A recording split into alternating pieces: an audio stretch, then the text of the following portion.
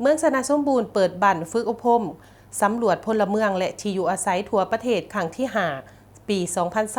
2025 เมืองสนาสมบูรณ์ได้จัดพิธีเปิดบั้นฝึกอบรมสำรวจพลเมืองและที่อยู่อาศัยทั่วประเทศครั้งที่5ปี 2025 โดยการเป็นประธานของฐานคำศรีลิ้นสวัสดิ์กรรมการภาคแขวงประธานคณะกรรมการปกครองเมืองหัวหน้าคณะสีนำการสำรวจพลเมืองและที่อยู่อาศัยทั่วประเทศครั้งที่5ปี 2025 ขันเมืองมีบรรดาคู่ฝึกนักสมณกรนักเดินสำรวจและนักกวดกาพร้อมด้วยแขกเชิญเข้าร่วมในพิธีทานนางไพวรคุณมณีจันทร์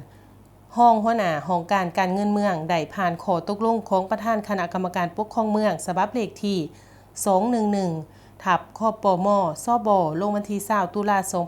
2025ว่าด้วยการแต่งตั้งคณะสีนำการสำรวจพลเมืองและที่อยู่อาศัยทั่วประเทศครั้งที่5ปี2025ขันเมืองผ่านรายชื่อบุคลากรที่เข้าร่วมฝึกอบรม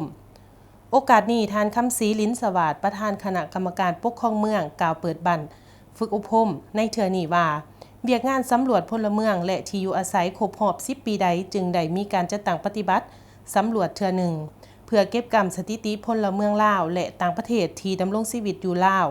สภาพการขยายตัวของพลเมืองและสภาพที่อยู่อาศัยของพลเมือง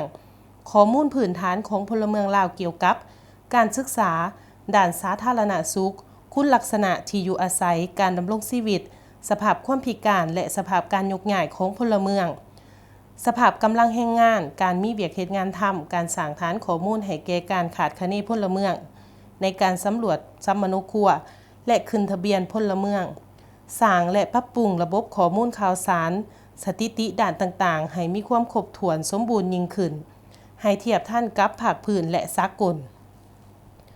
รวมทั้งสำรวจข้อมูลทั้งด้านเศรษฐกิจสภาพท่าเอียงด้านสังคมและ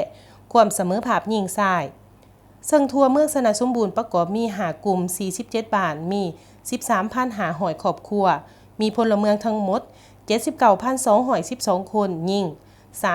39,997 คนพร้อมนี้ท่านประธานคณะกรรมการปกครองเมืองกล่าวเติมอีกว่า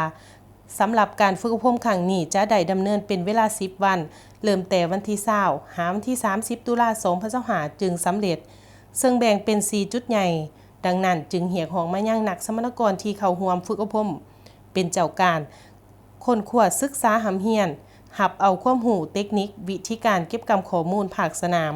เพื่อเป็นทิศทางในการจัดตั้งปฏิบัติเวียกงานตัวจริง